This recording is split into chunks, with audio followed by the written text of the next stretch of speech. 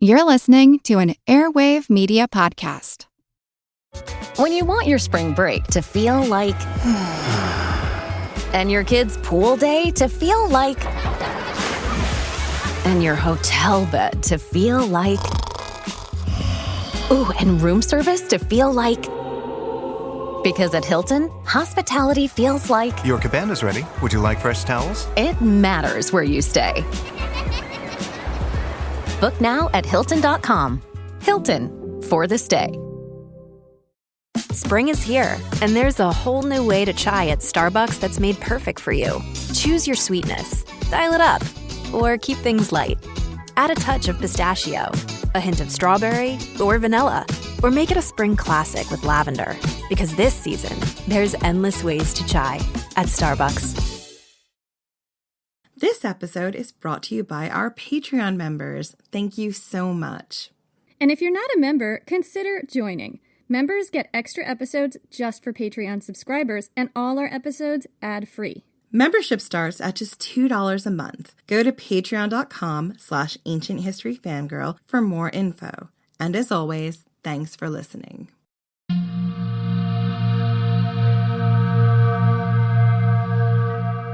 Hi everyone, this is Scott from the Ancient World Podcast. If you want to learn the story of human history from the first civilizations down through the Hellenistic and Roman eras, then check out the Ancient World Podcast. Available on iTunes, Stitcher, TuneIn, Podbay, or at ancientworldpodcast.com. Thanks for supporting freeform independent podcasting.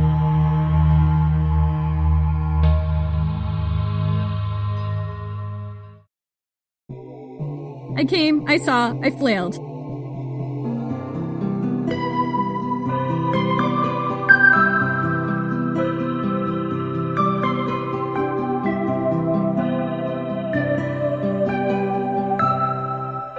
It's been months since you bid Marc Antony farewell on the banks of the river Euphrates, watched him march off toward the low, dusty hills at the head of his army, his shoulders straight and his spirits high, as if he'd already won this war. You watched the news from Rome of his triumphs and conquests, the people dancing in the streets, sacrificing in his name to the gods. And now, after months, this message, you read it again just to be sure. Come quickly, do not delay. Bring food and supplies and money. Lots of money. His hand is rude and inelegant, a hasty scrawl on a scrap of skin, and there's desperation in every stroke. Something's gone horribly wrong. Parthia is a land of burning deserts and sharp, stony mountains, poison rivers and people who brook no trespass. Caesar had planned 3 years for his own invasion, and as little as you know of war, you know this. Parthia cannot be conquered in a matter of months. He shouldn't be back this soon. You begged him not to go. Come back to Alexandria, you told him. Stay with me beneath the palm fronds. Let us sip chilled wine with all the sea and sky spread out before us. Let us live and love in my city, the jewel in the eye of the world. But Antony had to have his victory, and so once again you let him go. Some among your advisors suggest that you let him languish. Choose another from among the Roman aristocracy, they say, one with a better grip on power. But now you can feel his need, pulling at you from across the sea, and you know you will not abandon him. You're a practical soul, willing to do what must be done, but even you wouldn't turn on Antony. So you go down to the docks, impatient to see to the preparations yourself, ships stuffed to the rafters with thick wool clothes, barrels of wine, food for the hungry, and money. Marc Antony always needs money. He's out there somewhere, hungry and desperate and alone, watching the horizon. Every day you don't cross is another day, he despairs. Finally, the tides turn. Your ships are supplied and they're ready to go, and you stand at the helm with the wind at your back. Beneath your feet, the seams of the ship creak with every forward stroke of the rowers. You close your eyes and you send him a message in the quiet of your mind. You're coming. Just a few more nights on that snowy strip of beach. You'll show him you keep your promises. I'm Jenny Williamson. And I'm a robot rowboat. And this is Ancient History Fangirl. So, in our last episode, Marc Antony had spent a really intense few months in Alexandria with Cleopatra, and the two fell head over heels in love. Swoon! So swoon. But it was not to last, because Antony's wife, Fulvia, the badass boss bitch that she was, picked a fight with Octavian, whose face you kinda just want to slap. Anyway, as a result of this big old fight, Antony was forced to go back to Greece to deal with the whole fallout. In the aftermath of that, Antony and Fulvia had a massive row. Fulvia fell into a terrible depression and died. Or maybe was poisoned. I'm team poison. I don't know that I'm on necessarily any team. I'm not taking a stand here. It could have been either one. I mean, it could have been either one. It's the ancient world. But I mean, if there's a chance that I can advocate that there is a poison assassin working behind the scenes, I'm always going to be like, that is my choice. All the intrigue. Bear in mind that there were no antibiotics back then, so she could have just gotten a really bad infection or something. Yeah, she could have just scraped her hand on a rusty hairpin, on the hairpin that she stabbed through Cicero's tongue. Still got Cicero cooties on that hairpin. Cicero still has quite a bite. Boom! The revenge of Cicero. There's nothing in the historical record to indicate that happened. This is the pure speculation that you sign up for in this podcast. So in order to secure a peace, Antony married Octavian's sister Octavia, and this was the band-aid that patched up the Second Triumvirate and prevented a civil war. So well done, because women have to be thrown into the role of marrying someone to keep peace. Yeah, we talked about that in episode 2. Antony had spent several happy years married to Octavia, but his relationship with her brother Octavian had devolved to the point where they could barely be in the same room together. So around 36 BC, about 4 years into her marriage to Antony, Octavia helped negotiate an arms deal where Antony gave Octavian ships to go fight Sextus Pompey, the pirate. Arrgh! We're just doing this every time Sextus Pompey comes up now. And Octavian promised Antony 20,000 ships to help him fight the Parthians, who are currently raising trouble in the east. Then Marc Antony went off to go deal with the Parthians, and he sent Octavia home to Italy with their 2 daughters. He never saw her again. The minute he got to his military base in Syria, he sent for Cleopatra. So this is a point in the story where historians argue about what led to this. Yes, Antony had spent 4 or 5 or 6, I don't know, really intense months with Cleopatra in Alexandria, but that's basically all, it really surprises me that they didn't spend that long together. But at this point, he'd been married to Octavia for 4 years, and he really seemed to love Octavia. Not to mention, Octavia had just stepped in to help him negotiate with Octavian, proving herself indispensable to Antony. They had 2 daughters together. He seemed really settled and happy with Octavia, so why did he send for Cleopatra? Plutarch chalks Antony's behavior up to passion. He says, quote, "The dire evil which had been slumbering for a long time, namely his passion for Cleopatra, which men thought had been charmed away and lulled to rest by better considerations, blazed up with renewed power as he drew near to Syria." Did my voice give you the eye roll I'm feeling? Like everything Plutarch says prompts an eye roll from this corner. The thing is, that still doesn't answer the question, why now? Beyond Antony's feelings, there was a practical reason to send for Cleopatra. She was the richest and most powerful client ruler among Antony's provinces in the east. He needed her financial support to invade Parthia. So as long as that was his goal, it was only a matter of time before Antony and Cleopatra had to be in a room together again. Looking at it from that angle, it only makes sense for him to send her a message now. Some argue that Antony had absolutely no intention of starting up his affair with Cleopatra again. He just meant to get her financial support to fight the Parthians. Others suggest that he was open to starting an affair because Marc Antony was, let's face it, not big on monogamy. Because let's face it, another word to describe Marc Antony is open. 24 hours, 7 days a week. There's always an open sign flashing over his forehead. Exactly. He's exactly the kind of creepy hotel you find down a dark desert highway. The Marc Antony Hotel. Don't ask, don't tell. You can check in, but you never leave.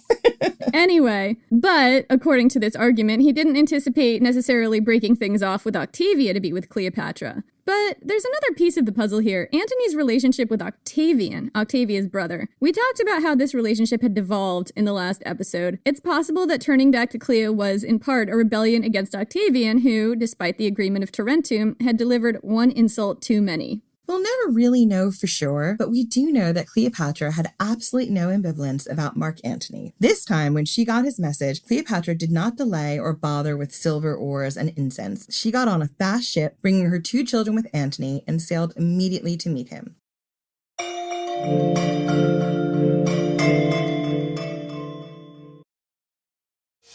Planning a wedding shouldn't feel overwhelming. The Knot brings everything together in one place. Vendors who get your vibe, a custom planning checklist, guest list tools, and a free wedding website that syncs with it all. So instead of juggling a dozen apps and spreadsheets, you can actually enjoy getting married.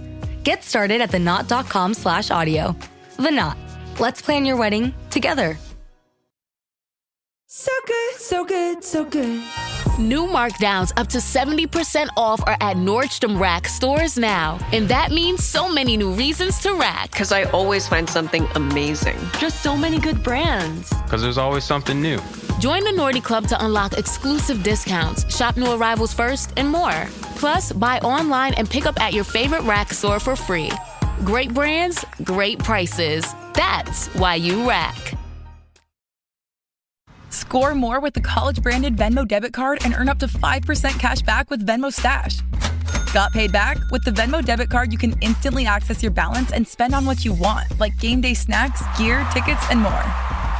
The more you do, the more cash back you can earn.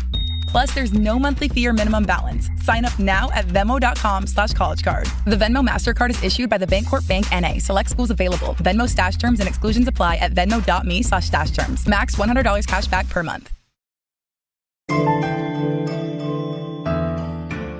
Cleopatra and Antony hadn't seen each other for about 4 years. The two met in Antioch, a city in modern-day Turkey, and it must have been a happy, passionate reunion. If we're going with the theory that Antony meant this meeting to be a platonic, practical discussion about army supplies and logistics, or if he only meant to start up a casual fling, well, that is not how this went down. Marc Antony caved fast. Oh, surprise, surprise. Surprise, surprise. He caved about as fast as one of those collapsible toothbrushes. He's collapsible furniture. Yeah! Oh, that's a good metaphor for Marc Antony. Anyway, Marc caved so fast Antony was like, I'm done. 5 minutes after Cleopatra was in Antioch, he'd acknowledged the 3-year-old twins as his own, something Caesar had never done with Caesarion, and then started showering Cleopatra with territories. He made her ruler of Cyprus, a land historically belonging to Egypt, which Rome had requisitioned about 22 years ago. He also threw in other territories like Cyrene, parts of Cilicia, Syria, and Crete, and a string of cities all up and down the Phoenician coast. These territories were rich in natural resources and enriched Cleopatra greatly. He also granted her part of Judea, the part where the country's richest exports came from. Antony rearranged monarchs and dynasties in order to make Cleopatra the undisputed ruler of many of these territories, and this greatly raised her status as a ruler. It restored to Egypt almost all the lands it had controlled in the days of Ptolemy I and lost since. To celebrate Antony's generosity, Cleopatra introduced a new dating system. Wait, was this like an ancient world Tinder? It's a dating platform for client queens who want to hook up with powerful Roman protectors. It'd be her public service to other client queens who are like, I guess I need a powerful Roman backer. Don't swipe on Lepidus, guys. We know he has a big army, and we know he's super nice, especially to women and his wife, but he's not going to do so good when it comes to the military backing part. I mean, that's the problem. Lepidus is good at keeping the peace, but not at getting you new territories. He is good at keeping the peace. He could roll in and, calm everyone down and make everyone tea and make sure everyone sees eye to eye. That's how Lepidus handles things. Yeah, Lepidus is a really good calming influence. He did win some early military battles. Caesar did trust him. We do know he loved his wife. He's the littlest triumvir. Aw. Well, let's move on from here. Cleopatra did not introduce the new ancient world Tinder. What she did, it's not the case. Oh, I'm deeply disappointed, Cleopatra. I had high hopes. Sorry. What she did was introduce a new system of dating, referring to the year of Antony's gifts as year 1 in her official records, so a new calendar system. When you think about Cleopatra and you think about the stroking of Antony's ego that was needed, makes total sense. She's just like, there were no years in this new millennia until you came along and gifted me things, Antony. And Antony was like, that is true. It's yet more stroking and petting. You were the year 1 of my life, Antony. Swoon. She bestowed on herself elaborate new titles, and a few months after her arrival in Antioch, she was pregnant again with her 3rd child with Marc Antony. Surprise! She's super fertile, or he's super fertile, and she's super fertile. I think they're both super fertile. He's one of those people that, looks at you intensely, and you have to go take a pregnancy test. Well, you know why, right? Germanicus, I know, the connection. And Agrippina! The fertility runs hot in the Julio-Claudian line. Meanwhile, Antony continued his preparations for Parthia and was ready to depart in the spring. Cleopatra traveled with him hundreds of miles out of her way to bid him farewell on the banks of the Euphrates River in eastern Turkey. Then she watched Antony march off to war with his army, and Cleopatra took the long way home, touring each one of her newly gifted territories, because she didn't mean to just be a ruler from afar. She meant to actually legitimately rule in all of these new territories. It makes sense when you think about her background. She was kicked kicked out of her own territory. So she wanted to know who these people were. And also just make sure that all this new money and stuff comes to her, you know, all the tribute. Absolutely. Send it my way or else. Exactly. You think you're not going to actually pay taxes to me? Well, I'm here to disabuse you of that misconception. This is not an honorary position. One of the things Cleopatra did on her way home was visit King Herod, the ruler of Judea, who'd suddenly found the profitable parts of his country ripped out from under him. Murderous plotting ensued, and it's kind of a rabbit hole, so we're not going to go into it here, but we are going to do a mini-sode on it. Actually, 2 mini-sodes. It's our first mini arc, Jen. We heard the term mini-sode and we're like, we don't know how to do anything under a half an hour, so maxi-sode! We broke it up though, because it's basically got 2 parts, but it's King Herod and Cleopatra wouldn't touch you with a barge pole, because these two loathed each other. It'll drop on December 5th and January 2nd, unless we hit our next Patreon goal super fast, which is $500 a month. If we do that, we're going to start releasing these twice a month, and then you'll get it sooner. I don't know. I'm not in the future. I don't know what's going to happen. So after her grand tour, Cleopatra went home to Egypt. And for the next few months, from spring into summer, she kept track of the news from Rome of all the great things Antony was doing in Parthia. People in Rome were celebrating his many and glorious victories. They were performing sacrifices to the gods and throwing citywide festivals in his honor. It was very clear that Antony was killing it in Parthia. Well done, Antony. Doing such a good job subjugating the Parthians. This is what you set out to do, and you had a plan, and you achieved it, and you didn't need Caesar's help. This is where kind of broken down older Romans go to die a la Crassus, but it's fine, Antony. We're not going to poke a hole in that or anything. Here's the thing. Late in the year of 36 BC, a messenger arrived at Cleopatra's court. He implored Cleopatra to come quickly. Antony was camped out in a small village near modern-day Beirut, with a harbor deep enough for a luxury yacht flotilla. Antony said to come as soon as she could and bring food, clothing, and most importantly, money. Because when Marc Antony is involved, you're always going to need to bankroll something. Oh God, he always needs money. Always. There was something a little off about this message. It had only been a few months. No way Antony had conquered all of Parthia that quickly. Caesar had planned to spend at least 3 years there. Turns out, invading Parthia was a big mistake. I am shocked. Shocker! I mean, we've never seen any general of Rome go into Parthia and have a bad time. They've always come back saying water slides and ice cream. Julius Caesar, what do you think of this? Marc Antony, can you not see a trap? Can you not smell it?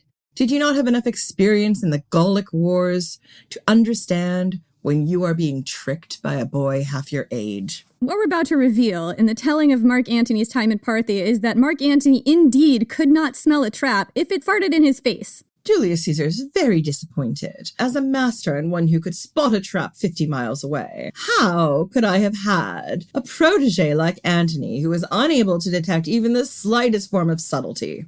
I mean, not to bring up painful memories or anything, but there are a few key points in your life where you did not smell a trap. But didn't I?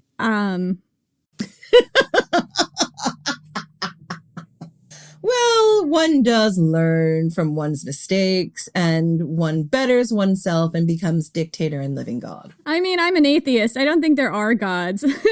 You do believe in Julius Caesar. Well, touche. I do believe in Julius Caesar. And now you're a dead god. Okay, we're moving on. From the minute he got to Parthia, you could see Antony using Julius Caesar's playbook. And Caesar, this is not an invitation to butt in, okay? Well, Julius Caesar knows that if Antony was using his playbook, he clearly hadn't read all the way through. He just read some bullet points and didn't actually give him the steps he needed to succeed. Oh, Antony, do better. Julius Caesar's getting worked up. So you're saying he read the Cliff Notes version if he read it at all? He lived most of it. You would have thought that he actually learned something, but I guess all that time fucking around and puking in the Senate House must have killed quite a few brain cells. Oh, Julius Caesar knows about brain cells. Julius Caesar knows about many things. I wrote a book about grammar. So, we're gonna move on. I dedicated that book to a one Cicero who... Moving on. It was an ironic dedication. I can't believe I wrote this sentence and now I have to say it because now I'm aggrandizing Caesar who's sitting right next to me. looking excited about me aggrandizing him. One does love to hear oneself spoken so highly of from the lips of Miss Jenny Williamson. Oh, God, stop. This is an evil laugh. It's just literally the truth. Marc Antony was no Julius Caesar. He tried to seize the element of surprise, pushing his army to move fast through rugged terrain. But to move fast, he had to abandon his massive siege equipment and other stuff he needed. Leaving his siege engines behind cost him badly the first time he tried to besiege a city. His army took forever raising earthworks, and they were surrounded and slain by horse archers who were allies of the besieged before they could even come close to breaking into the city. The Parthian horse archers were a problem. They were constantly luring Antony's army to attack and then melting off into the desert, leading Antony's army on pointless, draining chases. Marc Antony ran out of supplies and his people started to starve. Bands of Parthians attacked his men whenever they tried to forage for food. Over and over, the Parthians lured him into ambushes and kicked his army's ass.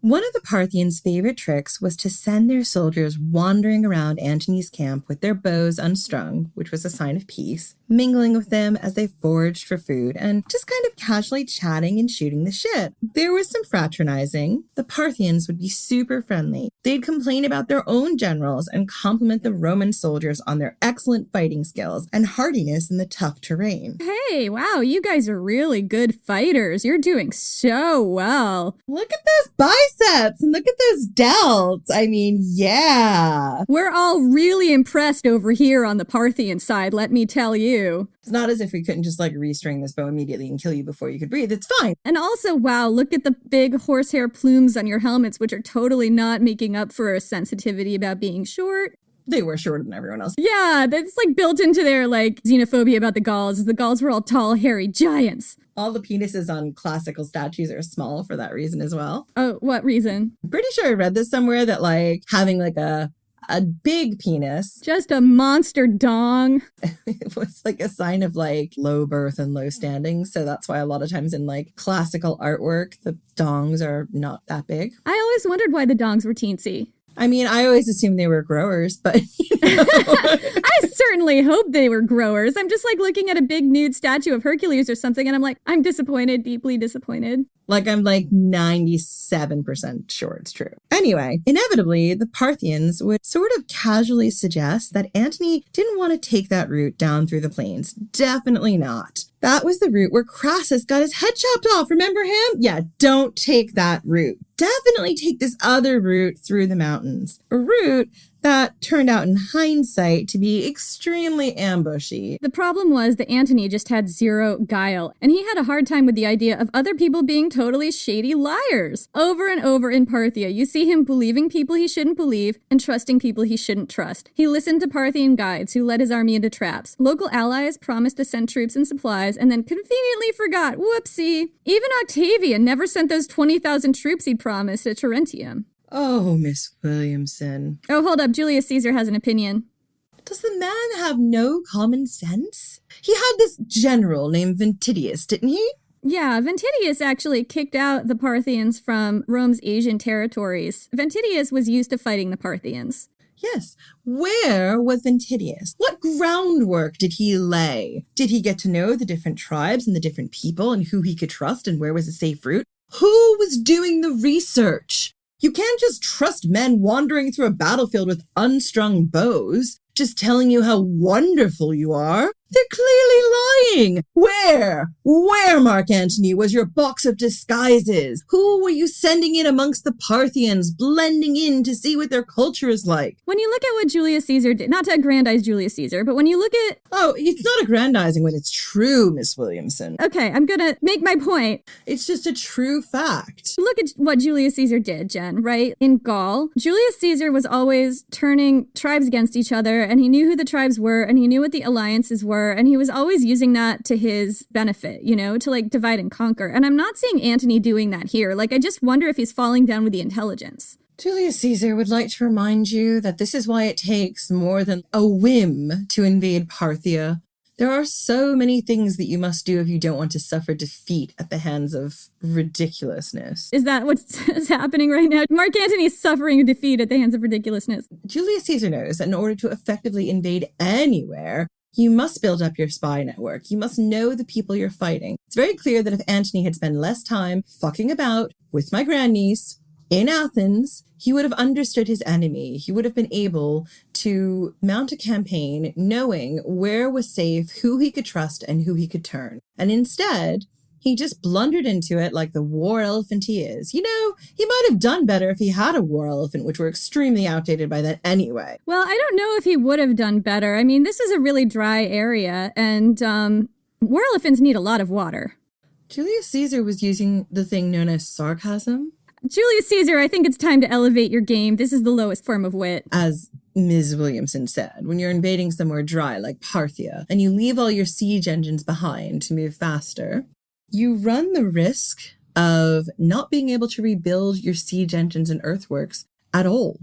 Because there's no wood, because you don't know the terrain. When you haven't done your research and you leave behind valuable things, you're not actually thinking about what you're going to need when you besiege a town. And this was a very key, crucial error that Antony made. His other errors are he's not secured a fresh water supply anywhere. That is a massive problem in the area he's fighting. A lot of stupid mistakes here. But despite his many and varied screw-ups, Antony was a beloved commander. Here's what Antony did right, okay? If we're going to be fair, he shared his troops' hardships, visited the wounded, suffered and starved along with them. There was that time he decimated a legion because of poor performance. Like, he wasn't a master manipulator. No, it doesn't surprise me. I mean, Antony, this is Jen. Antony is definitely a war elephant. If he could fix it quickly by being a lad amongst the men, great. If he couldn't, decimation, man. I ain't got time. The army was not well provisioned. Even when they found grain growing in fields, turned out they'd abandoned all their implements for grinding it, which is just like a fundamental mistake. I guess those were with the siege engines. The troops were forced to forage in a land where they weren't familiar with the plants, and out of ignorance or starvation, many ate plants that were poisonous. Plutarch says some troops ate plants that drove them mad or killed them, and he describes, quote,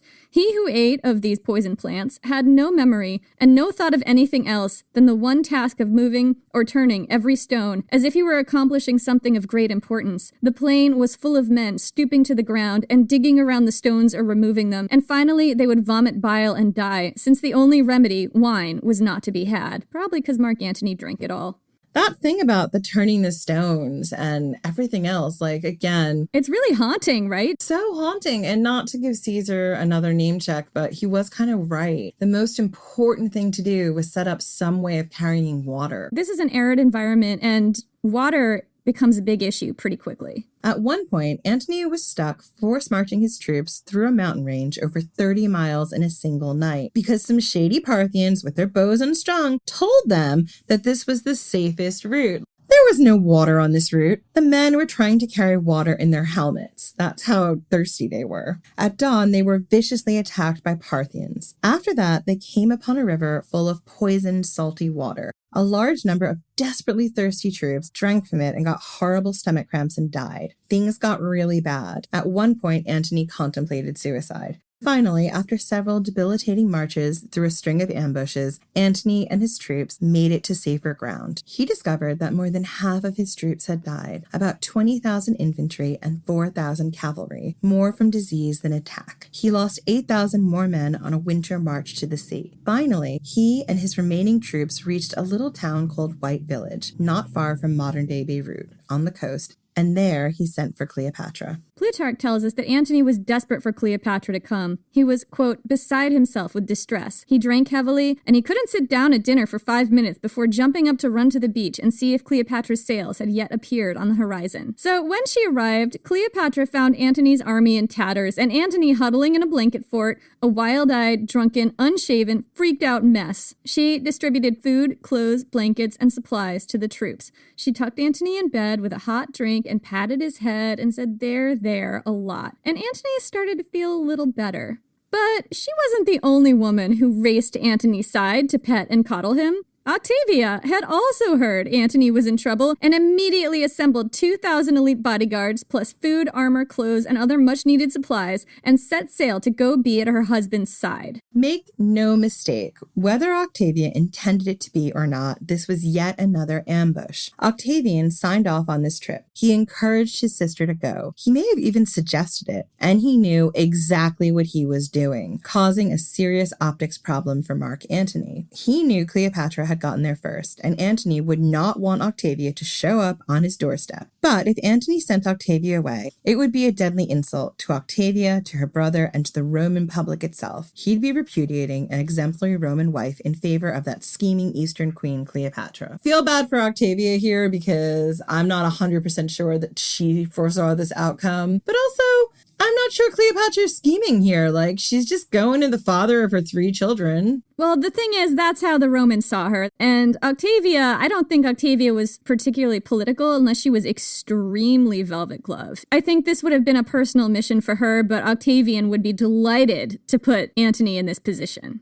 Women in the position Octavia is in really have to be careful because so much of their safety comes from the men that they're tied to. And when you have men who are maneuvering the way Octavian and Antony are, you find yourself in really hot water. And I really feel like Octavia does fairly well to survive as long as she does. And she does make it to old age, I think. Oh, yeah, she does. And I think that's a really good point because Octavia refuses to repudiate Antony, but she's also not going against her brother. Like, she's really hedging her bets a lot. Yeah, I mean, she's playing the game that Cleopatra was playing in the first episode. The stakes for her are just as high as they were for Cleopatra because one wrong move and she could find herself exiled or murdered by either her husband or her brother. And Octavian was ruthless. He exiled his own daughter. That's like later on in his history. Obviously, we're not going to talk about that now, but he does turn against other family members and you see that throughout his life. So even though he's really close to Octavia, that doesn't necessarily make her safe. And I'm sure she knew that. Absolutely. So let's move on. Whether or not Antony really understood the trouble he was in right now, Cleopatra smelled the trap immediately. She knew Octavia's visit was a direct challenge to her. And as brilliant of a ruler as she was, Cleo relied on Roman patronage to keep her throne. She had to keep Antony hers. She could not let him start up with Octavia again. So, according to Plutarch at least, she resorted to guilt and tears. Plutarch says Cleopatra, quote, pretended to be passionately in love with Antony. He doesn't even consider that her feelings might have been genuine here. The ancient sources tell us that Cleopatra stopped eating, she lost weight, she burst into tears at the slightest provocation, and when Antony entered the room, she would try, not that subtly, to hide her sniffles. It's like, what's wrong, babe? Nothing. You're just gonna put me aside for that Roman woman even though I came here first and I love you and I take care of you and we have 3 children together and you only have 2 with her. It's nothing, it's fine. Go ahead, take the last light bulb. I'll sit here in the dark. I've seen this happen before. Caesar did this to me. I thought you were better than Caesar. I'm still not over it, but I'm totally over it. It's fine. It's fine. I'm totally cool. I'm a cool girl. I'm not upset. I'm not upset. I'm not. Ah. So she would look at Antony all dewy-eyed when he was around, like sigh, swoon, and grew inconsolable when he left. And as she was doing all this, the people in her entourage were laying the guilt on thick. They upbraided Antony for being so cruel and hard-hearted as to even consider favoring Octavia over Cleopatra. They reminded him that Octavia had married him because she'd been ordered to, but Cleopatra was with him purely for love. She didn't even have the title of his wife, and she was fine with that. She didn't ask for anything. Cleopatra just gave. Cleopatra asked for nothing and gave everything, they said. All she ever wanted was to be in Antony's presence and gaze adoringly at him. Swoon! Swoon! Cleopatra's servants strongly implied that if Antony were to leave her now, she might well waste away and die. And this particular suggestion had to be triggering for Antony because it was exactly what had happened to his last wife, Fulvia, unless she was poisoned, but Antony thought she'd wasted away and died for him. And that's the important thing. And Antony was a people pleaser, so the guilt offensive worked in spectacular fashion. Some writers have suggested Antony had a little bit of a submissive streak. As big of a war elephant as he was, he loved being scolded and ordered around by a strong woman, which was why he was so attracted to them. But whatever psychosexual dynamics were at play here, Antony's actions speak for themselves. He sent Octavia packing back to Rome with her gifts and went with Cleopatra to Alexandria. And surprising no one, this did not play well in Rome. A similar situation had played out about 5 years ago, when Octavian was at odds with Fulvia, Marc Antony's wife. Octavian had married Fulvia's daughter, Cleopatra, as a way to secure the second triumvirate. But during his conflict with Fulvia, Octavian had sent her back to her mom, saying scornfully that she was still a virgin. It was a stinging rejection of Claudia as a wife, and also a deadly insult to Fulvia. On that pretext, Fulvia declared war against Octavian. Now, Antony was basically pulling the same thing on Octavian, sending his sister back to him, rejecting her, even if his intentions weren't necessarily to reject Octavia per se, even if he'd been emotionally manipulated, even if he was genuinely terrified that the same thing might happen to Cleopatra that had happened to Fulvia if he left her too. This looked really bad to the Roman people. He was throwing off Rome for Egypt. It did not endear him to the Roman public. Antony had just given Octavian a lot of raw material for his own propaganda campaign. And this was bad because while Antony had been thrashing around in Parthia, just kind of flailing, Octavian had been building up his own power base in Rome to the point where he was dangerous. By this point, the second triumvirate had devolved. While Octavian had been fighting the pirate Sextus Pompey, which he'd been doing while Marc Antony was in Parthia, Lepidus had tried to use the confusion to his advantage and take over Sicily. He and Octavian had an argument over that, at the end of which Octavian stripped Lepidus of all his titles and sent him to live in exile, so the second triumvirate was gone. Octavian now set about raising his social status. On the day his wife Scribonia gave birth to their daughter, because this is just the kind of guy Octavian is, he divorced her to marry a woman named Livia Drusilla. On the day his wife gave birth, he divorced her. Marriage to her aligned Octavian with a very highly placed Claudii family, rocketing him up to the highest echelons of Roman society. Previously, Antony had the better lineage, and this is where the Julio-Claudians come from.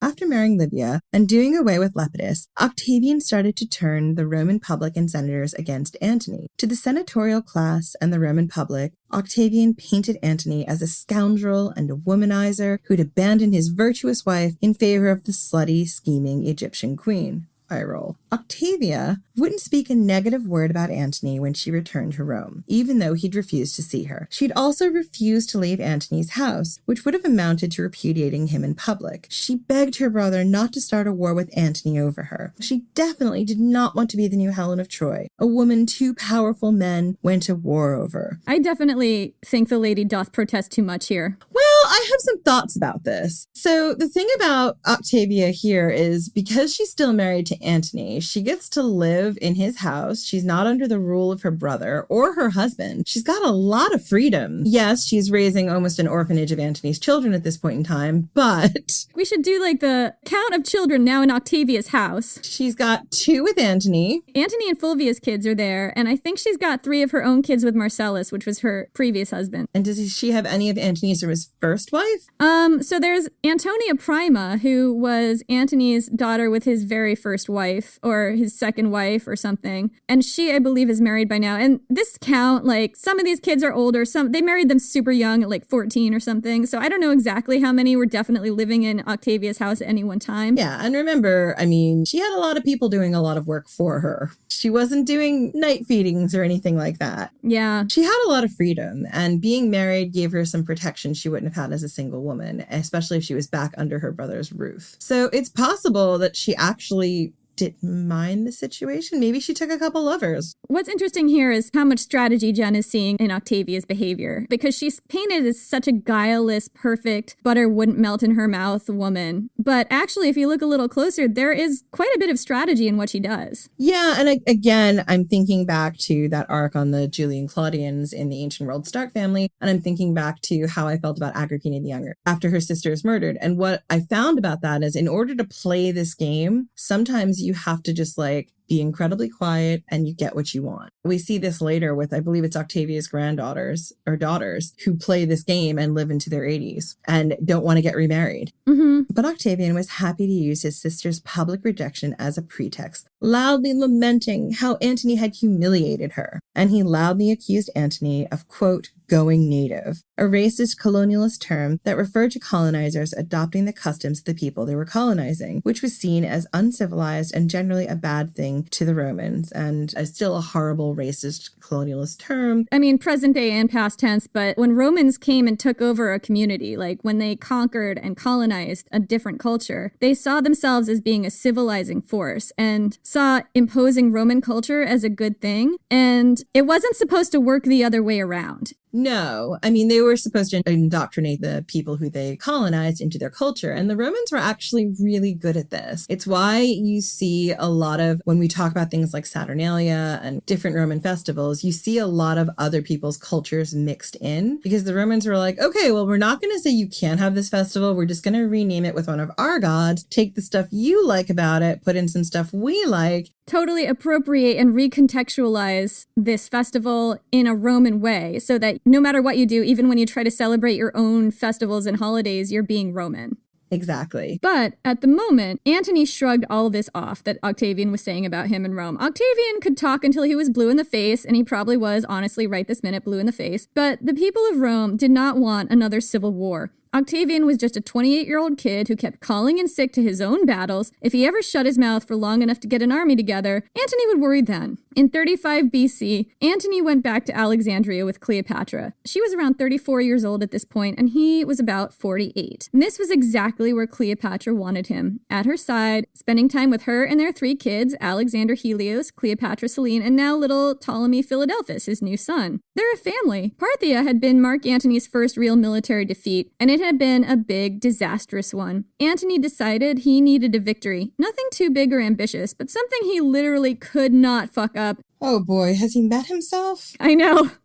Has he met himself? And something he could use to keep his men loyal, because keeping the troops loyal is all about giving them victories and opportunities to plunder. So a few months after going back to Alexandria, he started looking around for an easy target. He settled on the king of Armenia, Artavasdes. He had been one of those allies who'd promised but never delivered troops and supplies to Antony while he was in Parthia. So a little bit of a grudge here. Now, Antony sent a message to him proposing a royal marriage. How about Artavasdes betroth his daughter to 6-year-old Alexander Helios? I mean, Alexander Helios is single. He's single. He's 6. He's ready to mingle. So ready to mingle. I literally can't see how this would possibly go wrong. Listen, he's prepared to put his Legos down and come over a courtin'. He's so cute. His little courtin' outfit. It's like he's got his little Caligula boots on. Yeah, we don't approve of child marriage. We're just going to put that out there, in case you were wondering. It was a betrothal, not a marriage. So there's no way he would be married before the age of majority when he could actually marry her. It's just a long engagement. This betrothal would have been a big deal, and it would have cemented a peace between them. So Artavasdes saying no, well, that's a problem.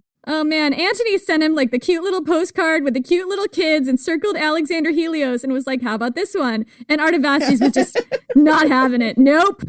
Oh. So Antony sees this opportunity to be mortally insulted. I am mortally insulted. Honor is at stake. Honor was at stake. Artavasdes turned down that offer, as Antony knew he would, because it was a trap. Antony declared war, and unlike the Parthian War, this one was easy. Antony marched his legions in, beat up on the Armenians, helped himself to Artavasdes' loot, and dragged Artavasdes and his whole family back to Alexandria to walk in a triumph, or a walk of shame for the people who were conquered. And what a triumph Cleopatra threw for him. Antony rode in a lavish chariot wearing his purple cloak up the Sphinx-lined Canopic Avenue to present his royal prisoners, Artavasdes and his wife and kids, to Cleopatra in chains. Cleopatra received them, decked out in her most elaborate ceremonial Isis costume, atop a golden throne, raised on a silver platform, thronged by worshipful subjects. King Artavasdes was proud. He refused to bow to Cleopatra or use her royal titles, a deadly insult. But Cleo got over it quickly, moving on to the lavish feasting and partying. The celebrations went on for several days. Toward the end, in a massive spectacle in the public gymnasium, Antony showered Cleopatra and their children with territories in a paroxysm of generosity, later referred to as the donations of Alexandria. Alexander Helios got Medea, Armenia, and Parthia, which Antony didn't even control. Which Antony had not successfully conquered. Don't know how that worked. It's like marched right in there. Like, I came, I saw, I flailed. That is really the story of Antony. Anyway, Ptolemy Philadelphus, who was about 2 years old at this point, got Cilicia, Phoenicia, and Syria. To Cleopatra Selene went the Greek settlement of Cyrene. Caesarion got acknowledged as the natural son of Caesar. And Antony issued new coins with Cleopatra's face on them. She became the first foreign woman with her face on a Roman coin. which always happens. Oh my God. I mean, look, it's not an ancient history fangirl episode if somebody doesn't get their face on a Roman coin for the first time. Especially if it's a woman. Yeah, but it turned out that as lavish as his gifts were to Cleopatra and their children that day, the biggest gift Antony gave was all the propaganda material he dropped in Octavian's lap. There were a ton of things wrong with the donations from a Roman perspective. First off, triumphs were not supposed to be celebrated in a foreign country. They were supposed to be granted by the Senate and celebrated only in Rome. Cleopatra certainly did not have the authority to grant one. Second, why was Antony showering all the gold and treasure he'd acquired in Armenia on Cleopatra, a foreign ruler, rather than the people of Rome? Yeah, why is Cleopatra getting all this loot? Exactly. It's not like she's been bankrolling you for years and years and years, and maybe, just maybe, this is one time she doesn't have to devalue her currency because you've won something. I mean, I'm sure the Romans were not thinking of that, Jen. No. Third, Antony was getting really, really above himself. This whole thing about the new Dionysus was kind of fun when it was just at parties, but now he was dressing as Dionysus before cheering crowds at official functions in Egypt, while sitting on a gleaming golden throne alongside his Egyptian mistress, dressed as the goddess Isis. Even their kids got their own tiny golden thrones. Julius Caesar had been stabbed to death for less. Also, Antony had just declared 13-year-old Caesarion the official son of Caesar, which was threatening to Octavian. One of the things that kept Octavian's troops loyal was that they saw him as the most legitimate heir of Caesar. If Caesar really did have a natural son out there, that challenged Octavian's position. Over in Rome, Octavian kicked his propaganda machine up a notch. Just look at Marc Antony, he said, styling himself a king and god, sitting on a golden throne, throwing himself a parade that to all intents and purposes looks like an insulting mockery of a Roman triumph, and doling out Roman territories to a foreign ruler and her children. Antony was being obnoxious and arrogant in the best light. In the worst, this was a power play, a really bold and obvious one. Antony was practically begging Rome to declare war. It's not likely Antony meant to send that message. There was a lot of wishful thinking going on with the donations. Antony was handing out territories that in many cases he didn't even control, including Parthia, which he definitely did not control, to kids aged 6 and 2. These were basically fantasy kingdoms. He probably saw the entire event in a completely different light than the one Octavia shone on it. He even sent letters to the Senate announcing his donations and asking for ratification, like he expected everyone would be totally fine with what he was doing and maybe even applaud him. But we don't know how he was seeing it because the propaganda is what's come down to us. Antony could have probably solved this problem by heading back to Rome after the donations and telling the Romans his side of the story. After all, a lot of people in Rome still loved Marc Antony. As skilled as Octavian was at spinning things, nobody really liked Octavian on a personal level. All Antony had to do was roll back into town, hand out some of his awesome bear hugs and manly down-to-earth charm, somehow refrain from starting any riots. I mean, that one might be a tall ask. That is a tall order. He just had to show everyone that he was still on top, have a couple of beers, give them some of the gold he's won from invading Armenia. Well, the thing about Marc Antony is that he's the guy that you want to have a beer with. He's the kind of politician you see who you're like, yeah, I want to have a beer with that guy. I like that guy. I think that guy gets me. The only thing about Marc Antony is he's got that crazy sense of humor, right? I've been thinking about his sense of humor. We see him doing things like playing mean practical jokes on his wife Fulvia, letting her think that he's dead, and going around Alexandria pretending to be like an ordinary guy and spying on people and laughing about it. And it's like, this is a guy who has had 0 checks on his behavior for all of his life. No one's ever said, that's not funny, Antony, stop it, to Antony. So I kind of feel like saying that he's the likable one. It's like, well, yeah, at a certain point, he definitely is the likable one, but there's also this other side of Marc Antony where he's just a privilege monster.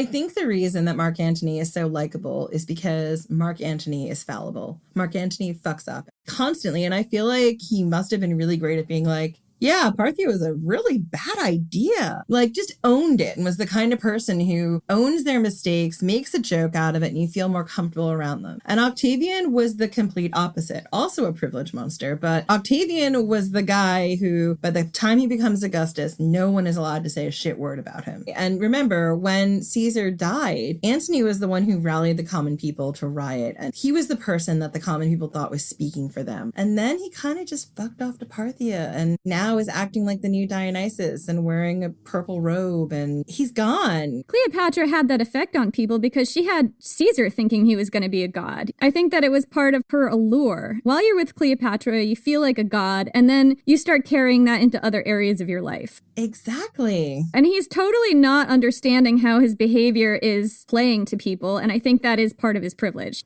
Absolutely. So instead of going back to Rome and smoothing things out and doing all the bear hugs and drinking late at the taverns and giving out his gold, Antony stayed in Alexandria with Cleopatra for another winter and another. For the next few years, Antony threw himself into Alexandrian life. He sat by Cleopatra's side, cheering her as she adjudicated disputes, oversaw festivals, and made the economic and administrative decisions that kept Egypt afloat. For all intents and purposes, he was her consort and the father of her children, and he was home. Yeah, he was. And I think that there's something really sweet here about Marc Antony being a really supportive house husband to an ambitious wife. Absolutely. Like, this is one of those moments where, like, do you love him a little bit? You don't get the sense, and again, this is propaganda. Maybe he was terribly bored with this, but you don't get the sense that he was. He was like, hey, I spent all my life, I've had all these children, like 8 of them maybe, or 6 of them, or however many. I've never actually seen what a 2-year-old looks like and how much fun they are. And I've never been in one place long enough to, like, I don't know, put down some of my treasure for my campaigns. I've never had the freedom to be happy, to be a family man. I think deep down, he doesn't really want to rule. Like, whenever we see him being the number one and making decisions, he flails, right? He flails. He's terrible at it. What Marc Antony wants is he wants to give you his good idea. He wants you to pat him on the head. And if it is actually a good idea, you enact it so he doesn't have to. And also, I think he likes, this life that Cleopatra's giving him. Like, he wants to drink in the taverns and wander around Alexandria like a common person and preside over festivals and judge athletic competitions and, like, be declared the new Dionysus and not work that hard. And Cleopatra just runs things behind the scenes. At the same time, she creates this amazing life for Antony where he doesn't do any of the work and she just, manages everything. And I think that this is just like his natural environment. He's going to be the most happy here. I mean, here's the thing. I think this is the first time Marc Antony gets to be kind of a celebrity who doesn't have to work hard at being Marc Antony. Like, he doesn't have to prove again and again that he's a great general, that he's excellent on campaign, that everyone loves him. He just gets to be like, I'm going to judge some athletic competitions. I'm going to do some of these ceremonial things. I'm going to wear my Dionysus robe. Everyone knows me here in Alexandria. I'm Marc Antony and they love me. Imagine how that must feel. Like, in Rome, you're constantly proving yourself. You're only as good as your last military campaign or senatorial speech or what have you. And here, he's just Marc Antony. He gets to be a celebrity. I mean, I can see the allure. Oh, I can totally see the allure. So this is what Marc Antony was up to in Alexandria. Just fucking about like he did in Athens. It might be impossible to believe that relations between Octavian and Antony could possibly get any worse, but they did. For the next few years, Octavian and Marc Antony continued to yell at each other from opposite sides of the Mediterranean. It wasn't all athletic contests and spying on people in Alexandria, Jen, and being the new Dionysus. It was also a lot of yelling at Octavian across the Mediterranean. I mean, I kind of feel like the only way you can have an actually good functioning relationship with Octavian is to put the Mediterranean between you. And even then, you have to yell sometimes. So Octavian accused Antony of setting himself up as a king and god in Egypt. Kind of a point to Octavian there. Antony offered to relinquish all his power in Rome and restore the Republic if Octavian would do the same, and Octavian declined. Oh, that's wily, Antony. I bet Antony was like up all night thinking of that one. I bet Antony was like really trying to puzzle it out, and Cleopatra was like, hang on, Antony, just do this. Because it really cost Antony nothing. Like, I don't think at this point in time he had any desire to come back into Rome, but it would cost Octavian everything to deny that. Octavian demanded that Antony share his spoils from Armenia with the Roman public. Antony countered that Octavian hadn't even bothered to send the troops he'd promised at Tarentum. Octavian accused Antony of murdering Sextus, and Antony countered that Sextus had been executed for rebelling on Octavian's orders. All right, Antony, that's some good shots fired. The invective got personal. Antony brought up Octavian's humble roots and his tendency to skip his battles. The skipping the battles hits home. Octavian called Antony a drunkard. I mean, Octavian, everyone knows he's a drunkard. They've literally nicknamed him the god of wine and debauchery. Come on. Antony countered that people had to drink around Octavian just to stand him. I mean, point to Antony. Antony accused Octavian of withholding land grants for his soldiers in Italy.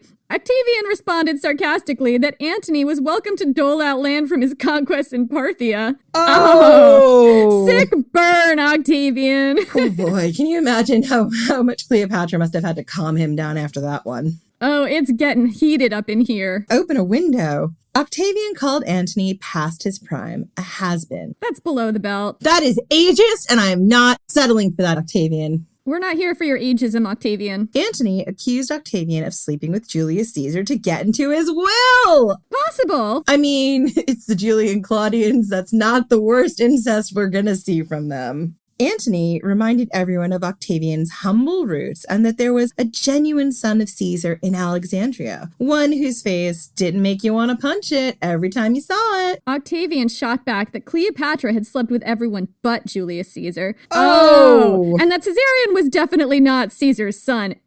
Ouch! Wow. Antony snarled that Octavian was in the habit of kidnapping and assaulting virgins. He brought up Octavian's alleged nasty habit of carrying off other people's wives during dinner parties and returning them to the table with their clothes on crooked and their hair messed up. Ew! Ew, but also Julian Claudian Playbook 101. Right, I don't know if this actually happened. I'm not sure where Antony's getting this. I wouldn't put it past Octavian.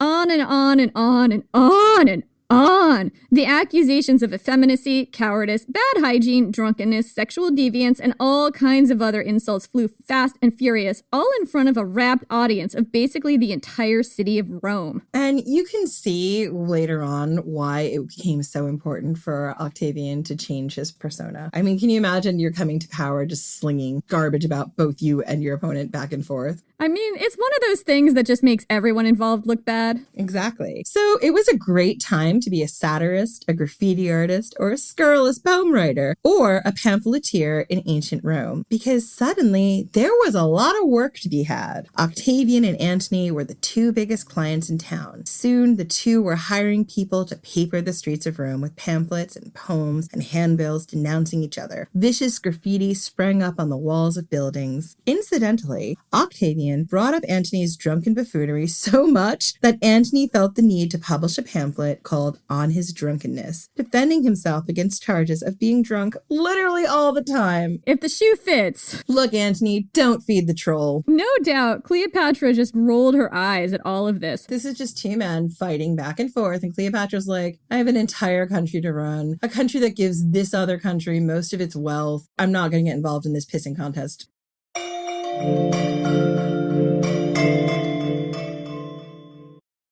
Just the tips. Just the tips? Stops those split ends, lickety split. Look at those ends, they are amending. Now that's what I call a happy ending. Red Kit ABC, hair bandage bomb. We all have that dream trip we've been wishing we could go on. But too often, life, or usually price, gets in the way. That's why Priceline is here to help you turn your dream trip into reality. With up to 60% off hotels and up to 50% off flights, you can book everything you need for your next adventure. Don't just dream about that next trip. Book it with Priceline. Download the Priceline app or visit Priceline.com and book your next trip today. Go to your happy price, Priceline. Are you dreaming of the perfect prom, but there's just one thing holding you back? Speak English, Mom. Welcome to EthnoSync, Ethnic Modification. What is this place? We help you reach your true potential. How are you feeling? It's good to be white. Hey, new girl. Hey, Look at what you've done to yourself. For a new plant to grow, the seed has to die. Slanted, rated R, only in theaters March 13th. Side effects may occur.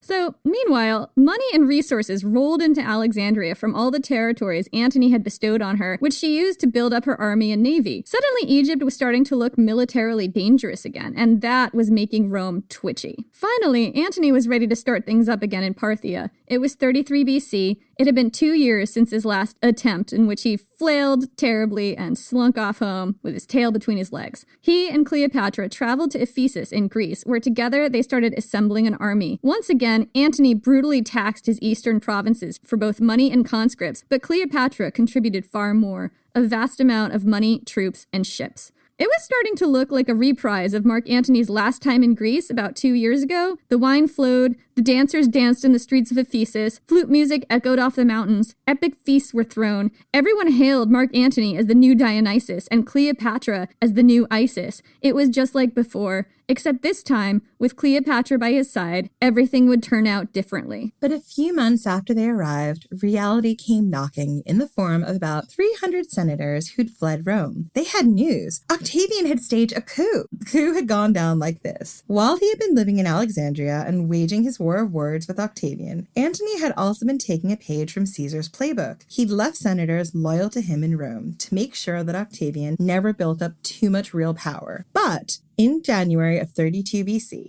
a new pro-Antony consul had trashed Octavian to his face. Octavian retaliated by storming the Senate House at the head of a group of armed guards, intimidating the pro-Antony faction into silence. He announced he had some damning evidence against Marc Antony, which he planned to reveal in due time.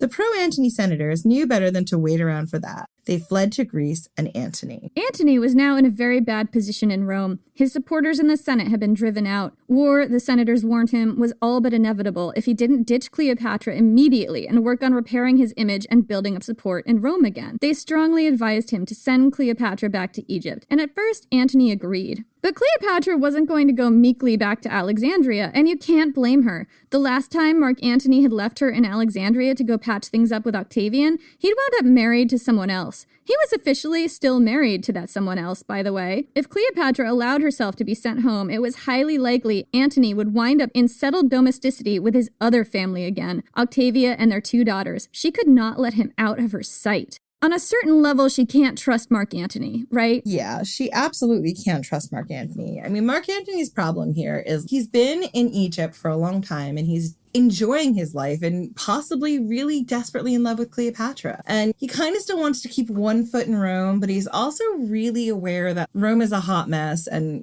what am I doing this for? But on the other hand, Antony's power in Rome is the reason Cleopatra has her throne. Like, if she wasn't backed by a powerful Roman ruler, she could be facing a lot more insurrection at home. So, on some level, he kind of needs to keep power in Rome in order to maintain their life there. Exactly. And I think that's part of Antony's problem. I see this a lot being an expat. There's a big part of you that's really tied to your home country, but you're in this new country and you've been there for a while, and that's kind of where your life is. And when these 300 senators come knocking on his door and they're like, Antony, you have to get back. The country needs you. This is really important. He's of this mind of like, I have to go back. I have to do this. This is where I'm supposed to be. And the thing is, too, about people pleasing. Like, I was in this relationship once with someone who I would call a people pleaser who exhibits like a lot of Marc Antony like traits. I don't lump everyone who identifies that way in. Yeah, and I also think you have a tendency to people please. Not everyone is a people pleaser all the time. Of course. So I had this relationship with this person who would do things like I see Marc Antony doing here to Cleo, where in my experience it looked like this. I'd be like, I really wish that your mom could like maybe get a hotel room instead of coming to stay with us every weekend for the next month. Just like maybe we could do like 2 weekends a month she stays here and 2 weekends a month you go visit her, or she gets a hotel room or something, but this is really hard on me. And my partner would be like, oh yeah, sure, totally.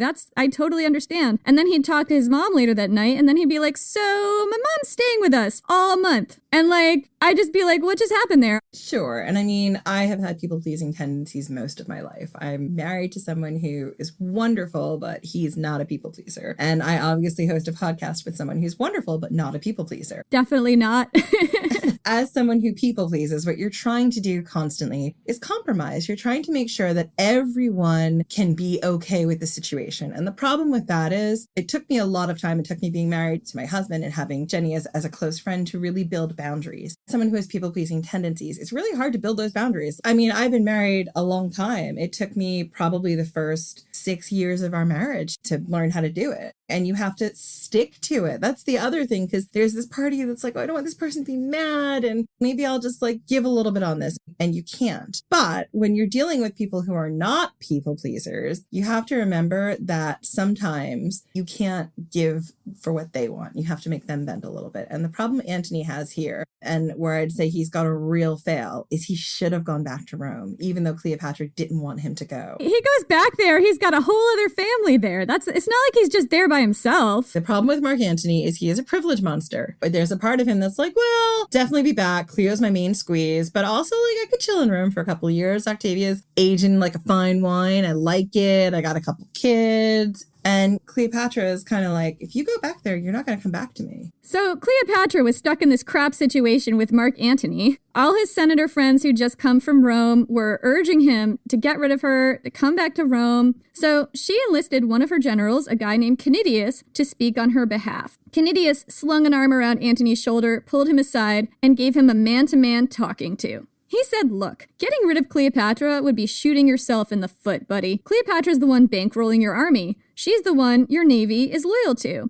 What do you think it would do to their morale if you were to just summarily dismiss their queen? Besides, rejecting his Eastern mistress would send a very bad message indeed to his other Eastern allies. Meanwhile, Cleopatra demanded angrily for Antony to explain to her how she was, and this is a quote from Plutarch, inferior in intelligence to any one of the princes who took part in the expedition. She, who for a long time had governed so large a kingdom by herself, and by long association with Antony had learned to manage large affairs. What she's reminding him is, number one, I ruled on my own for a long time. Number two, I'm not a liability. I control like the richest area in the empire. I control the grain. Like, I know what I'm doing. I've been with you now for like quite a long time. I've picked up a few tricks. Well, that is totally her buttering him up. She knows exactly what to say to him to get him on side. That's her stage managing him. So Plutarch tells us that behind the scenes, Cleopatra had bribed Canidius to stand up for her. And actually, this may be the truth. Modern archaeologists found a piece of papyrus dated February 33 BC.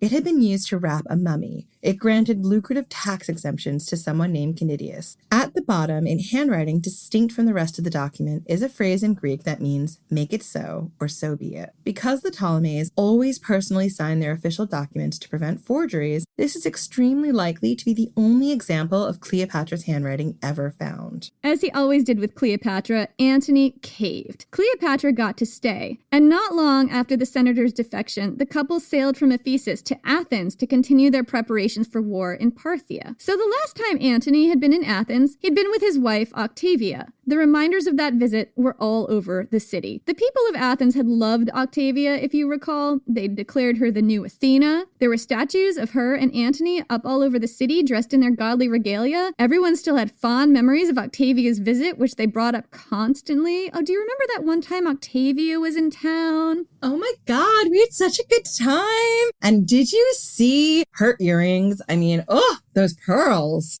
I know, Octavia, she's so good at just, everything. She's just so good at things. She's so good. She's so clever. She's so nice. And you know what? She's like fancy without being over the top fancy. Right. She doesn't make a whole thing of it. You just know she's fancy. You just know it. Unlike some. Even when she's just wearing like a normal hala, it's like high quality, but it's not gaudy. She's not flaunting her wealth. It's so nice of her. It's so refreshing. So Cleopatra took one look around at all this nonsense and went, no. She immediately went on a bedazzle and charm offensive, showering the people of Athens with money, feasts, and parties, pulling out all the stops to erase Octavia's memory forever. And it worked. Before long, the people were pulling down statues of Octavia and putting up statues of Cleopatra. Of course it worked. She's a Ptolemy. The populace voted to shower honors on Cleopatra in return and sent a group of its leading citizens, including Antony, who'd been made an honorary citizen of Athens in his last visit, to visit her lavish guest house and bring her these honors. Antony called her down, stood next to her on the stoop, and delivered a speech praising her to the skies in front of Athens' leading citizens. Lots of accounts come down to us of Antony's besotted behavior toward Cleopatra in Athens during this time. He'd always been in love with Cleopatra, but now he was either extra besotted or he had something to prove after having almost allowed himself to be convinced to send her home.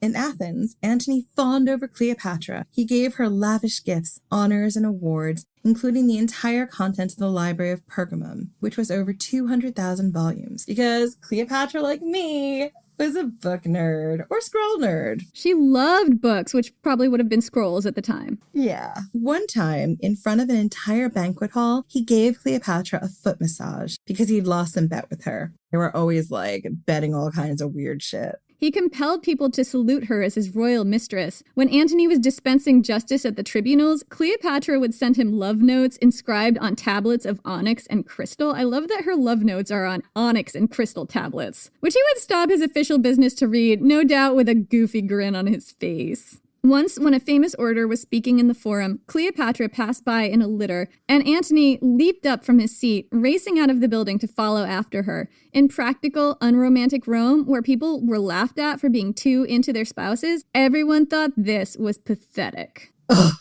Does Julius Caesar have something to share with the group? Julius Caesar can stay quiet no longer. Julius Caesar cannot believe the disgrace Antony made of himself, chasing after the Lady Cleopatra like a lovesick teenager. Come on, Julius Caesar, you would have done the same thing. She's worth it, right? Julius Caesar would not have made such a fool of himself in front of everyone. That's not how a Roman woos a woman. Oh, really? How does a Roman woo a woman, Julius Caesar? With poetry, Miss Williamson, with beautiful, articulate verse. Do you have some articulate verse that you'd like to share with the group? You're not ready for my verse. Oh, I'm so ready. I'm so ready for your verse, Julius Caesar. You must promise that you will tell no one of this. I'll tell no one but the maybe 3,000 odd people listening to this podcast. How about that? Well, you can take this out in editing, right?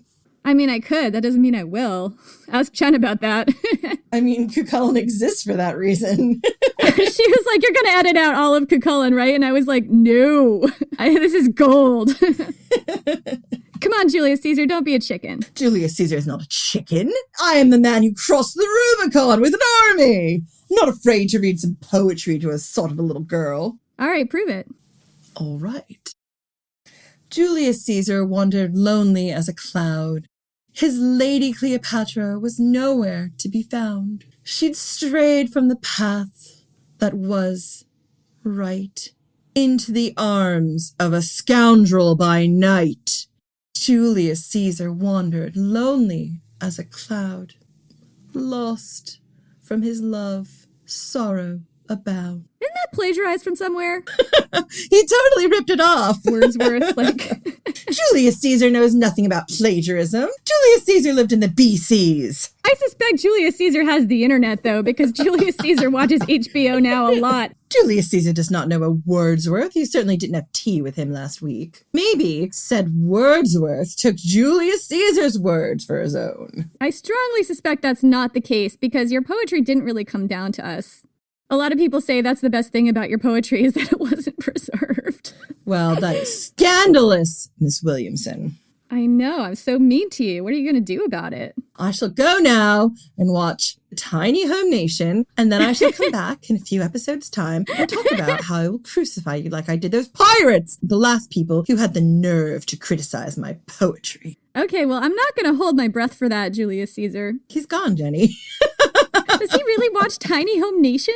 I can hear the theme song to Tiny Home Nation, actually. Oh my God, Julius Caesar has branched out from Game of Thrones. He also, nailed it. He's totally branched out. He's an excellent baker, but he mostly makes cakes of himself. What is it, like giant Julius Caesar-shaped cakes? Yes. You know, that's a lot of fondant. I wonder where he gets fondant in the afterlife. Okay, so before Julius Caesar completely derailed us, we were talking about how Antony was shamelessly fawning over Cleopatra in Alexandria, and how everyone in Rome thought that was really pathetic. But consider your source here. Most of this is from intel brought to Octavian from Antony's enemies, because as many people defected from Octavian to Antony, there was also a steady stream going the other way around. Friends of Marc Antony's who could tell which way the political tides were turning and had decided for whatever reason that Octavian was a surer bet. There's actually a clue that Antony was not completely off his rocker over Cleopatra, or at least had the presence of mind not to appear that way. At some point during all this, Antony wrote Octavian a private letter in which he doesn't come off as a man who's lost his mind. He does come off as kind of a dick. He makes light of his relationship with Cleopatra and overall sounds kind of bewildered by Octavian's viciousness over the whole thing. There are lots of translations of this letter, and this version comes from Goldsworthy's Antony and Cleopatra. It captures the bluntness and vulgarity with which Antony wrote. So here it is, Marc Antony talking to Octavian. Quote, "Why have you changed? Is it because I'm screwing the queen?" such an Antony thing to say. Is it because I'm screwing the queen? He's such a dick. Is she my wife? Have I just started this, or has it been going on for 9 years? How about you? Is it only Livia you screw? What is this? What is this? What is this? Antony! It's just such locker room talk. I mean, people in lockers don't actually talk this way. In locker rooms, people in lockers. What the fuck am I even saying? It's been a long time with Antony and you're drunk. We're going back to who people are screwing in this letter. So congratulations. If when you read this letter, you have not been inside Tertulla or Tarentula or Raphylla or Salvia Titicinium. Titicinium. What? Who the fuck are these people? I have no idea. They must be like either women he's screwed or high-ranking women of society. So he finishes his letter with, "Does it really matter where or in whom you dip your wick?" I mean... Marc Antony, you're such a gentleman. I just want to punch him. So we just want to punch everyone in this episode now. So that one phrase, "is she my wife?" that has driven historians nuts for centuries. In the Latin, it can be translated as either "is she my wife?" as a question or "she is my wife" as a statement. And I've seen it translated as both. A lot of modern historians go with the question version because of the sentence structure. It's surrounded by other bluntly stated rapid-fire questions. Stylistically, I guess it makes sense as a question, but that doesn't mean it is a question. It's kind of tangential there. But there's no proof Antony and Cleopatra were ever officially married that I know of. They could have been, but if they had been, chances are it would have been a massive ceremony and everyone would have heard about it. And Octavian doesn't mention it in his propaganda. And he absolutely would have used that against Antony, especially if he married Cleopatra while he was still married to Octavia. But whether or not Antony and Cleopatra were officially married, one thing was for sure. Antony and Octavia were over. Because around this time in 32 BC, Antony divorced Octavia for good. She'd been living in his house, caring for one of his sons with Fulvia, as well as their 2 daughters together and her own 3 kids with Marcellus. What's the count of kids in Octavia's household now? 1 kid from Antony and Fulvia, 2 daughters from Antony and Octavia, that's 3, and then 3 kids with Marcellus. That's 6 kids living in Octavia's house. Living in Octavia's home for wayward children. Which was also Antony's house in Rome. Which actually makes total sense because he is the biggest wayward child of them all. Totally. That was 6 children in total who, as far as I knew, were living in Antony's house in Rome with Octavia until Antony divorced Octavia. Finally, Octavia would have to leave his house.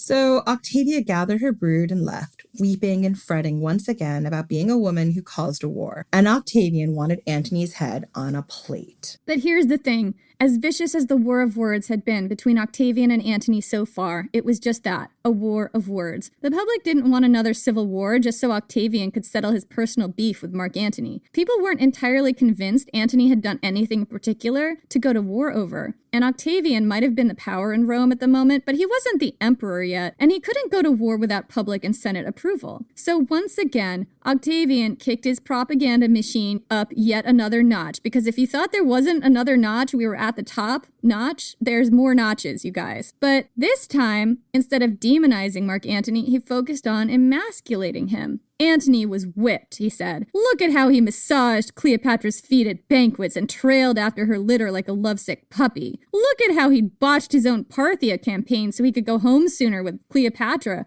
refused Roman summons to stay in Alexandria, even given up his post as consul the day he'd been granted it. In 34 BC, Antony had been granted the position of consul in absentia. He was busy being Dionysus in Alexandria at the time, so he passed it up. Surprise, surprise. Antony doesn't want to go to work when he could just be drinking in Alexandria. I mean, I can't really blame him there. Right. Once again, Antony's friends urged him privately to rethink his relationship with Cleopatra. She was a major political liability, and the situation was becoming more and more more untenable. And eventually, some of Antony's friends who were still in Rome, there were, like 2 of those left, sent a guy named Geminius to try and talk some sense into him. Cleopatra, who was so widely known for her hospitality, was less than hospitable to Geminius. She suspected he'd been sent by Octavia to undermine her.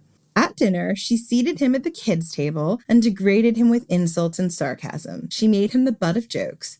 Finally, she stood up and demanded, in the midst of a drunken, riotous crowd, that Geminius come out with his purpose for being there. Frostily, Geminius replied that it was probably better to talk about this when everyone was sober, but he couldn't resist adding that things would be better all around if Antony would send her packing back to Egypt. I mean, that is not waiting until everyone is sober, Geminius. No, it is not. Antony was furious, but Cleopatra's response was even more chilling. She complimented Geminius for his honesty and thanked him for not making her torture the truth out of him. Geminius wasn't an idiot. He fled back to Rome immediately afterward. Another person to leave Cleopatra's court for Octavians was a guy named Plancus. Plancus had been in Antony's inner circle for years and was a key founding member of the inimitable, did I say that right? Inimitable livers. He'd been the one to stop Cleopatra from dissolving her second earring at the most expensive banquet in the world. At one memorable banquet in Alexandria, he'd shown up painted blue, wearing nothing but a fishtail and a reed crown. As you do. And to the great amusement of the diners, he'd done his best impression of a sea nymph, which involved a lot of wriggling around on the floor. He had a weird sense of humor. Well, you kind of feel like Plancus is either the kind of guy who spent a lot of time working on those abs and he wants everyone to see him, or he's the kind of guy who spent no time working on his abs and is super confident with his body and wants everyone to see it. Like, either way, I approve. Jen's into it. I kind of am. Anyone who's got the guts to be totally naked and decide they're going to put on a fishtail and wriggle around in front of me, I mean, okay. I know the way to your heart now, Jen. But you can't talk to me because you're not wearing underwear. Oh, right. So you just can't say anything. Silent. Utterly silent, butt-naked wriggling. And Jen will be down. Nope. Silent. Anyway, so now the butt-naked, blue-painted, floor-wriggling good time was over. We don't know why Plancus switched sides and returned to Rome, but he did, and he brought with him some serious intel. Plancus had been a witness to Marc Antony's will, and he gave Octavian all the dirt. The minute he heard what Plancus had to say, Octavian marched to the temple of the Vestal Virgins, wrested Antony's will from them, and read it aloud to a reluctant, uncomfortable Senate. At first, the senators, even pro-Octavian senators, strongly disapproved. This was a violation of norms. A man's will was supposed to be private until after he died. Octavian had severely overstepped in taking the will out in public before its time, and he disobeyed the Vestal Virgins. But as Octavian read, the senators began to grow more and more incensed. Antony's will set the donations in stone, bequeathing a number of Roman territories to Cleopatra's kids. It named Caesarion Julius Caesar's legitimate heir. There were other things in there that were really bad, but what got people riled up the most was the part where Antony requested that if he died in Rome,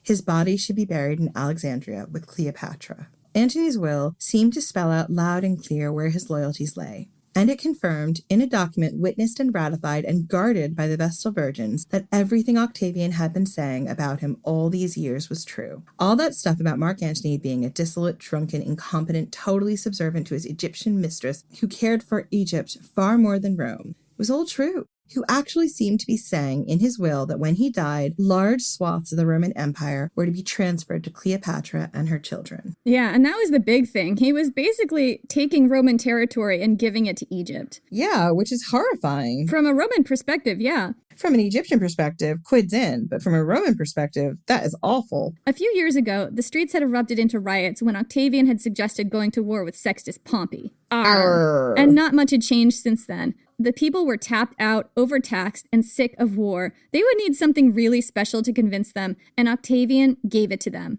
Octavian sucked at a lot of things, we've been over that a lot, but he was a master propagandist. This time around, he focused on Cleopatra, that promiscuous, seductive, completely unscrupulous queen who embodied everything the Romans most hated: decadent Easterners, arrogant monarchs, and most of all, women who got above themselves. Women who had any voice at all and could do anything. Women were supposed to work through men. Yeah, or they could be, not working at all and just flopping around looking beautiful. That's how you get into Jen's heart, by the way. Flop around and look beautiful. Paint yourself blue. Not necessarily, but I have to give him credit for it. Like, that is a ballsy thing to do. Oh, so much confidence. Absolutely. So much confidence, whether or not you should have it or shouldn't have it. You know what? Everyone should have that much confidence. Think to yourself, today is the day I'm going to paint myself blue and flop around in a fishtail. Goddamn right, Jen. Try to have all the confidence of an ancient Roman in blue paint and a fishtail and nothing else. It's like, hey, I am here. I'm in a fishtail. I'm going to flop. Everyone knows exactly who I am in this moment. And I'm proud and comfortable with who I am in this moment. So Octavian's invective was on fire here. We're getting back to how Octavian is now focusing his propaganda machine not on Antony, but on Cleopatra. Cleopatra had clearly sunk her talons deep into Marc Antony and sucked everything Roman and good out of him. He was nothing but a drunkard, I'm going to keep bringing it up, and an incompetent and a total dupe, made a total shell of his former self by Egyptian sex and drugs. Cleopatra had contaminated him, beguiled him with magic and potions, just as she'd done with Julius Caesar. All the sex magic. That's right. She's got the sex magic happening. And, Octavian added, because he's not done. I am not done. Do not try and stop me. I am on fire. Right.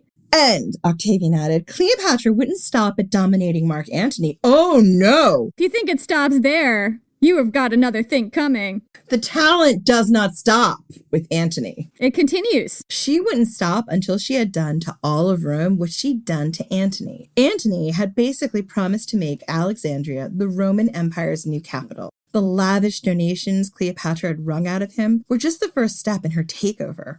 Her ultimate aim was to take over Rome. In fact, this very minute, no doubt she was seducing Marc Antony with her sex magic into marching up the Via Sacra with an army in tow. Antony's plan was to grant Cleopatra the city of Rome as one of her territories, just as he'd done with all those other Roman provinces.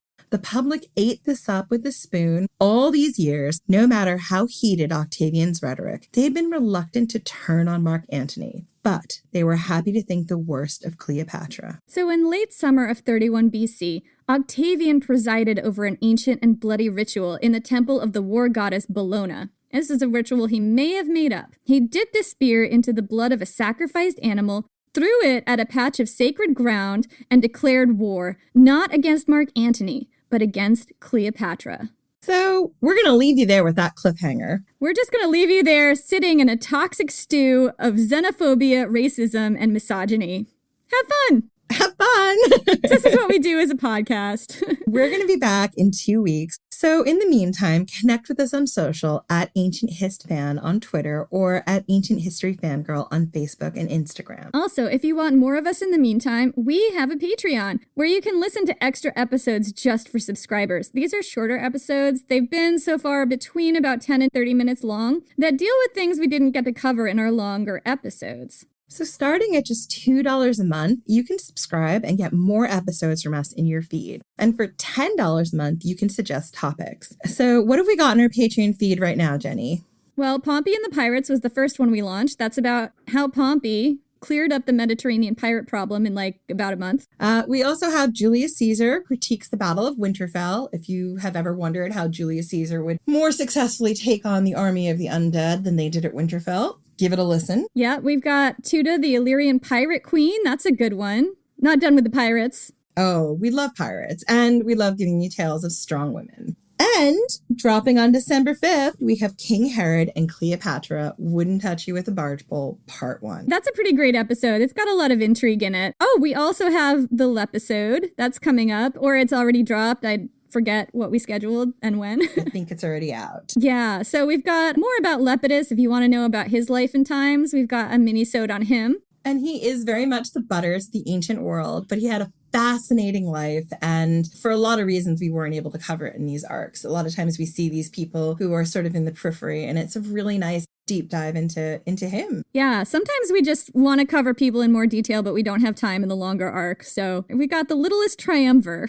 And remember, when we say mini-sodes, the episodes are usually at least 20 minutes. Yeah, usually. I think we've got a few that are shorter, but they're definitely just episode-sized at this point. Like, there are some that are longer than some of our initial just regular episodes from the very beginning of this podcast. So you can find all of this at patreon.com/ancient history fangirl. And if you're able to, please join. Yes, please do. So we have some Patreon members to call out and thank, by the way. I think it's just one. Jessica Macri. Thank you so much. I apologize if I mispronounced your name. I hope I didn't. Thank you so much. The podcast isn't free to produce or maintain, and we can use your help to keep it going. The Patreon is a great way to support us. To get special bonus episodes, you can find the link on our homepage at ancienthistoryfangirl.com or at patreon.com/ancienthistoryfangirl. But if you're not ready to sign up for a monthly thing, we get it. We totally understand. You can also make a one-time donation to our Ko-Fi account. The link is on the homepage of our website at ancienthistoryfangirl.com, or you can check out our merch. We have some amazing merch going on right now. We really do. And there's going to be a shirt box blanket, and I need that in my life like yesterday. There's a Pompey blanket that's actually really cool. I want to get that. And if you're not in a place to give us money, then leave us a review. But only if it's a nice review. Like, if you're not going to leave a nice review, it's okay. We get it. You don't like us. Why are you still listening? This is a long-ass episode. Why are you listening to this? Go do something else. Why do you hate listening to us? You could be gardening. You could be making muffins. If you do like us, leave us a nice review on iTunes or wherever you listen to podcasts. We always love hearing from you guys. It makes such a difference. And on those days where we're like, oh my God, it's 8 hours of research and writing. What am I going to do? We just think, because of you, we're going to keep going. Yeah, thank you so much for listening, and we'll see you in 2 weeks.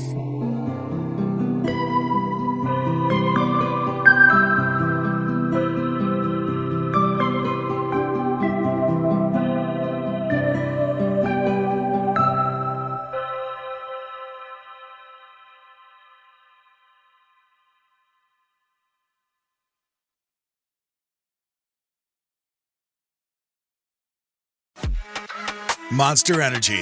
Everybody knows White Monster Zero Ultra. That's the OG. It kicked off this whole zero sugar energy drink thing. But Ultra is a whole lineup now. You've got Strawberry Dreams, Blue Hawaiian, Sunrise, and Vice Guava. And they all bring the Monster Energy punch. So if you've been living in the white can, branch out. Ultra's got a flavor for every vibe. And every single one is zero sugar. Tap the banner to learn more.